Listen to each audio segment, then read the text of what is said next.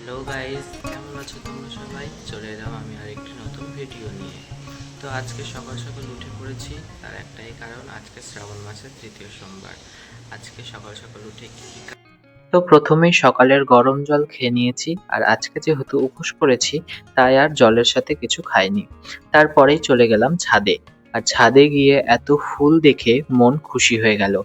তো তোমাদের কার কার নিজেদের গাছের ফুল ভালো লাগে অবশ্যই কমেন্ট করে জানিও।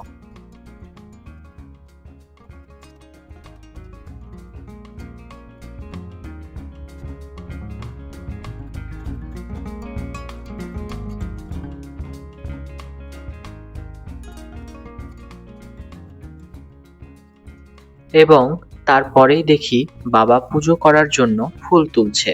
কত সুন্দর এক ঝুড়ি ফুল হয়েছে। তো ছাদ থেকে নেমে পড়েছি, এবার চলে আসবো আমি চা খাওয়ার জন্য। আমার বাবা যেহেতু স্নান করে পূজা করা হয়ে গেছে তাই বাবা আর যেতে পারবে না, নিজের চা নিজেই নিচ্ছি।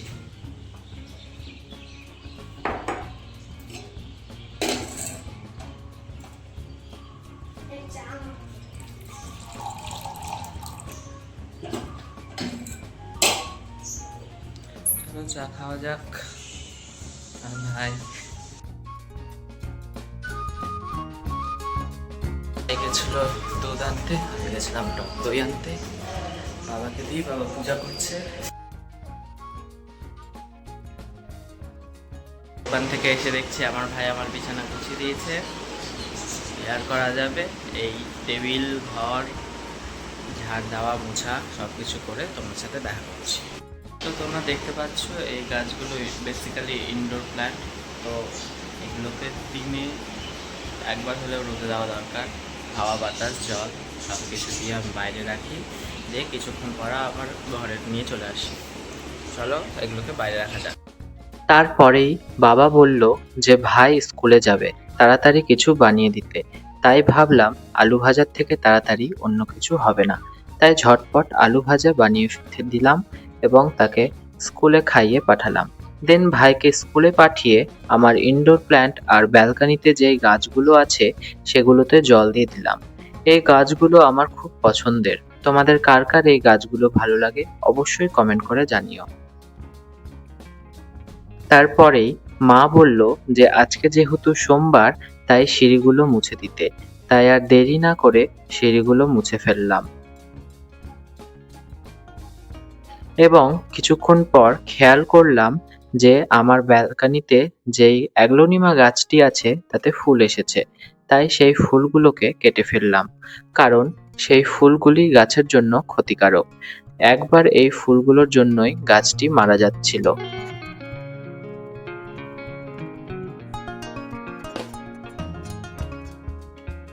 ওদিকে ভাই স্কুল চলে গেল, আমি এখন বেরালাম বাজারের উদ্দেশ্যে, কারণ আমার মা আজকে উপাস করেছে, আমিও উপাস করেছি। তো কিছু ফলমূল বাবা বাজার করে দেবে, আমি নিয়ে আসবো।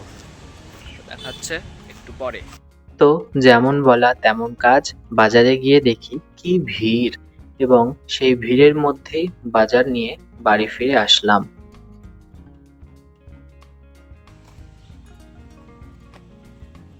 ঘরে চলে আসলাম গাইস, খুব গরম, এত বীভৎস। তারপরেই বাজার থেকে ফিরে এসে স্নান করে ফ্রেশ হয়ে বসে পড়লাম সোমবারের পুজো করতে।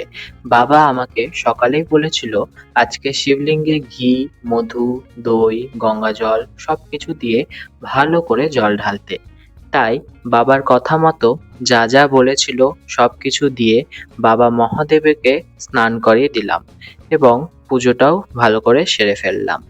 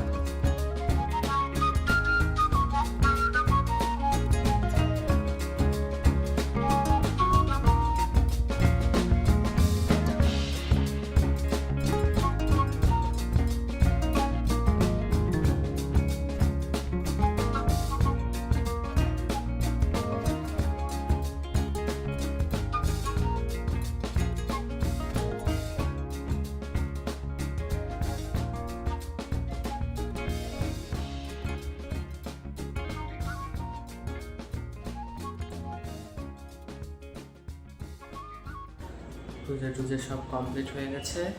এখন আমি খাবো হচ্ছে দই চিড়া। যেহেতু মা উপবাস করেছে, আমি উপবাস করেছি, সবাই উপবাস করেছে, তো মা পুজো টুজো করেই রান্না করবে। এখন হচ্ছে খাবার, সকাল সকাল খাবার হচ্ছে দই চিড়া। এখন বেসিক্যালি দুপুর হয়ে গেছে, দুপুরের খাবার মানুষ খেয়ে নিয়েছে, কিন্তু আমাদের যেহেতু রান্না বান্না কিছু হয়নি, তাই আমরা এখন দই চিড়া খাবো মা পুজোর। তারপরেই পুজো সেরে দই চিড়ে খাওয়ার জন্য প্রথমে চিড়েটাকে ভালো করে ধুয়ে দই দিয়ে মেখে বসে পড়লাম দই চিড়ে খেতে। তোমাদের কার কার দইয়ের উপরের সরটা খেতে ভালো লাগে অবশ্যই জানিও, আমার তো দারুণ লাগে।